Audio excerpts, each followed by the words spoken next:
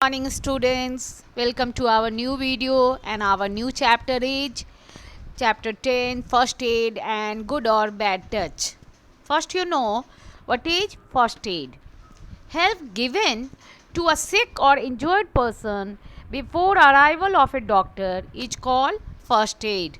Doctor के आने से पहले जो भी चिकित्सा की जाती है, जख्मी लोगों को सुविधा दी जाती है, मेडिकेटेड आइटम्स प्रोवाइड किया जाता है, these types of step are called first aid. And it is the prime duty of parents to ensure the complete safety for their children, to know the good touch or bad touch. What is good touch or bad touch? These things you read in this chapter. Now we start our chapter. See, accident is an unfortunate incident that causes serious injury or damage. Accident जो है वो दुर्भाग्यपूर्ण घटना होती है और जिससे कि लोग जख्मी हो जाते हैं, कभी कभी बहुत ज़्यादा भी जख्मी हो जाते हैं. Accident can occur at any place and any time. Accident कभी भी घट सकती है और किसी भी समय घट सकती है. But one should not gate confused at that time. Often we have no doctors or treatment facilities to treat the injured person. In such situation, one should be aware of certain tips for handling such emergencies. This is called first aid. The first aid is given to a sick or injured person until full medical treatment is available. जैसा कि मैंने कहा पहले भी आपको कि accident जो है कहीं भी घट सकती है, कभी भी हो सकती है, लेकिन उसमें घबराना नहीं चाहिए.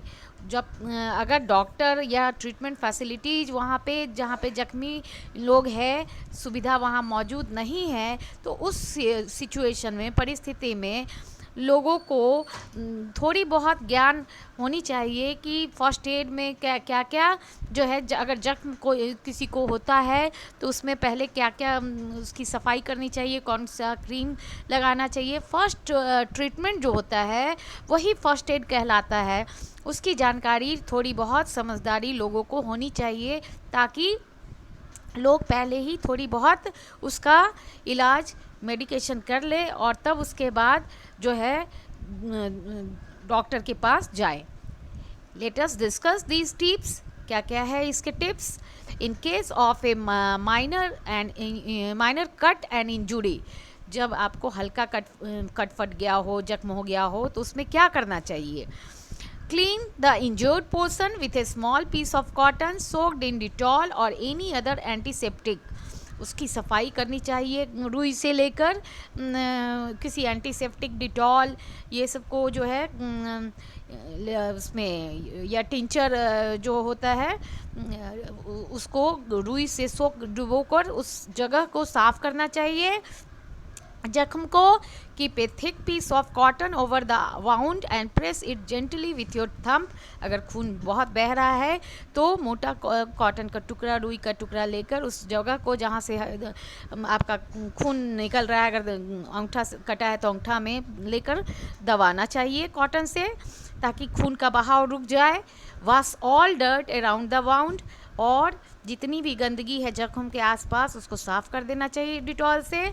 Tie the wound with sterilized gauze bandage. और उसके बाद जो है उस जख्म को जो है स्टराइल मीन्स होता है फ्री फ्रॉम बैक्टीरिया. जो ऐसा गॉज पट्टी, थीन ट्रांसपेरेंट फैब्रिक ऑफ कॉटन होता है गॉज, उससे जो है उसको जो बैक्टीरिया रहित होता है उस जख्म को बांध देना चाहिए सफाई करके, क्रीम लगाकर. Now see the next step. In case of fracture, अगर आपका हड्डी टूट जाता है तो उसमें आप लोग क्या करते हैं. A crack or break in a bone is called a fracture. एक जो है हड्डी में, जहाँ हड्डी के जोड़ पर अगर टूट जाता है तो उसको फ्रैक्चर बोलते हैं. In this case try to calm the patient and send for the doctor immediately. उस केस में जो है पेशेंट को, मरीज को शांत करने की कोशिश करना चाहिए और उसको जो है तुरंत डॉक्टर के पास लेके जाना चाहिए. उसके बाद है in case of bleeding from the nose. गर्मियों के दिनों में अमूमन देखते हैं कि बच्चों के ज़्यादा गर्मी होती है तो नाक से खून बहने लगता है। This problem is common in children. ये बच्चों में कॉमन होता है। In such cases make the patient sit comfortably on a chair with head rolled back. See the picture. इस पिक्चर में ये शो किया गया है कि अगर किसी के नाक से खून का बहाव बह रहा हो ज़्यादा तो उस पर्सन को जो है चेयर पर बैठा के और उसके सर को पीछे की ओर रोल डाउन कर देना चाहिए ताकि खून का बहाव रुक जाए। Pour water on the head of the patient. Patient के हेड पर सर पे पानी डालना चाहिए। Ask the patient to breathe through mouth. और पेशेंट को बोलना चाहिए कि मुंह से सांस ले। Now next topic, first aid kit. First aid kit कैसा होता है और उसमें क्या क्या चीज़ होती है। First aid kit is required to give an instant medical help in an emergency. First aid kit ऐसा होता है जिसमें वो सारी चीज़ें रहती है जो इमरजेंसी आपातकाल में मेडिकल फैसिलिटी दी जा सके मरीज को। This kit can be assembled in any type of container. ये किसी भी छोटे से बक्स को कंटेनर को बनाया जा सकता है। First aid kit kits of good quality are available in plastic boxes और फैब्रिक पाउचेज ऑल्सो। छोटा सा थैला में भी या फिर प्लास्टिक का छोटा सा डब्बा जो है उसको भी जो है आप ऐसा सिंबल बनाकर उस पर फर्स्ट एड मार्क लगाकर उसके अंदर मेडिकेटेड जो है इक्विपमेंट्स डाल सकते हैं। अब है all types of kits must be in a clean and waterproof container to keep the contents safe and aesthetic. What is the underline the aesthetic word? Aesthetic means free from harmful bacteria. जितने भी सामान आप जो है उसमें container में रखेंगे वो सारे जो है जर्म से फ्री होने चाहिए और साफ़ सुथरे मेडिकेटेड आइटम्स रखने चाहिए फर्स्ट एड किट में। We should also keep a basic first aid manual.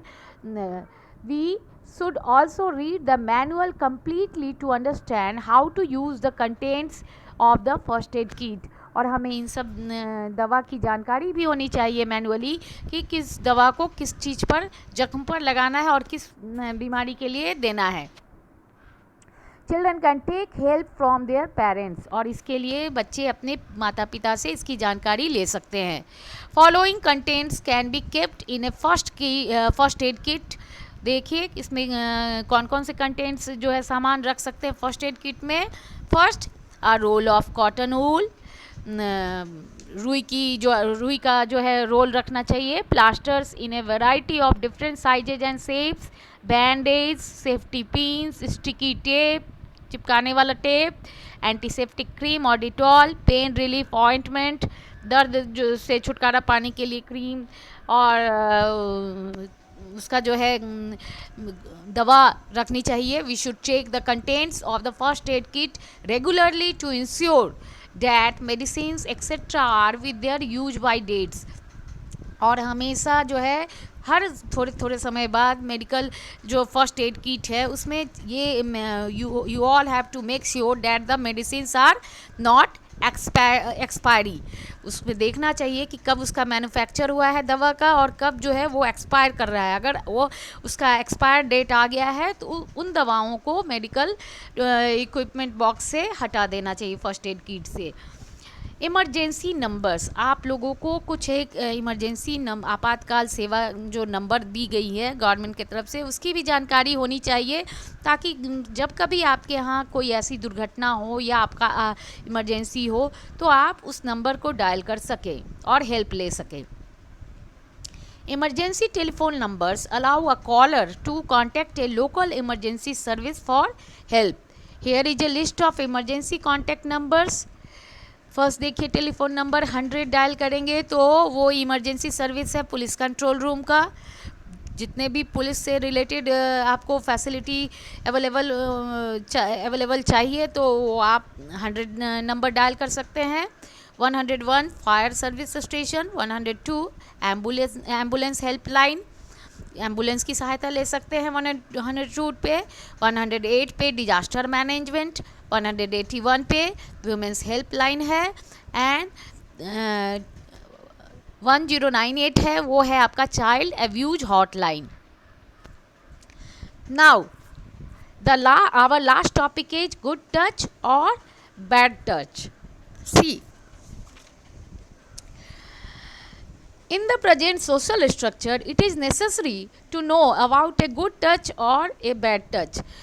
This understanding will help children to be aware of safety threats from people in their surrounding. वर्तमान परिस्थिति जो चल रही है, हमारे समाज का जो ढांचा है, उसमें ये आवश्यक हो गया है कि बच्चों को अच्छे और बुरे की पहचान दी जा सके, गुड टच और बैड टच का जो है नॉलेज दिया जा सके. ये उनकी सेफ्टी के लिए बहुत ज़रूरी है. जो उनके आसपास का जो सराउंडिंग एरिया है, जिनसे डे बाय डे बच्चे मिलते हैं, उन लोगों के बारे में उनको जानकारी मिल सके. Kids are very sensitive and alert. They understand reality if their parents tell them. If a child is hugged by her mother, it is a good touch. Here the child feels very comfortable and loved. अगर बच्चे जो होते हैं वो बहुत sensitive होते हैं, किसी भी चीज़ को बहुत तेज़ी से उस पर जो है ऑब्जर्व करते हैं और उस पर रिएक्ट करते हैं. तो बच्चे को सत्यता से जो है रियलिटी से अवगत कराना चाहिए. पेरेंट्स को सही बातें बतानी चाहिए. अगर माता पिता अगर बच्चे को गले लगाते हैं, that is a good touch. वो उसे ब्लेस करते हैं और उनको कंफर्टेबल बच्चे को फील कराते हैं. If some stranger or distant acquaintance underline it, a person who is known slightly, जिन पर्सन को हम थोड़ा थोड़ा जानते हैं, नॉट ए क्लोज फ्रेंड, जो है स्ट्रेंजर होते हैं.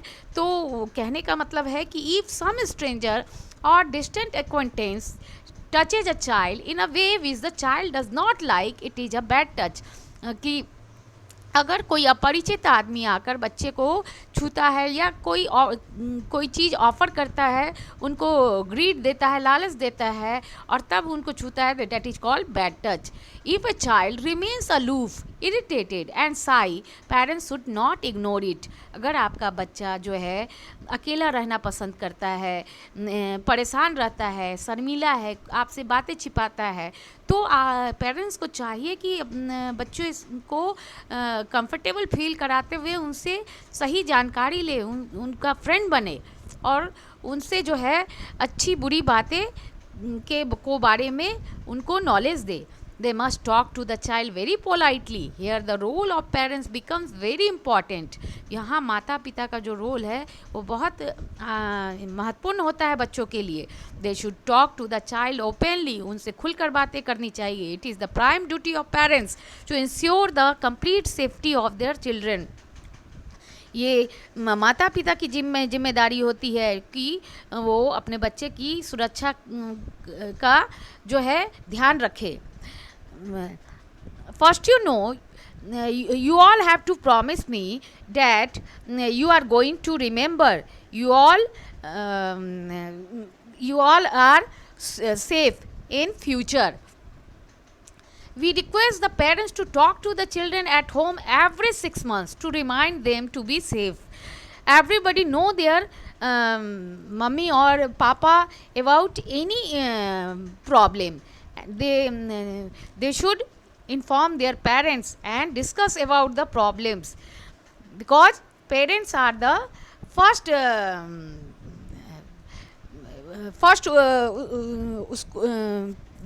parents are their supporter, children's supporter.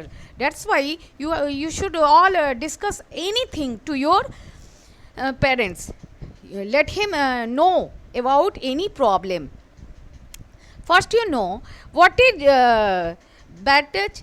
When you feel uncomfortable from any person, this is a bad touch. Say no to strangers. Offer anything to you. Strangers, if offer anything to you, you should know. run away and go away from that persons and inform your parents about the incident. Always say, I am going to be safe. Remember everything that was taught, taught with that was taught in the class and in your home. uh, this is very necessary for your future life. Now, children, we should not take anything from the strangers. Hope you like the video and understood about good touch and bad touch and first aid. Thank you.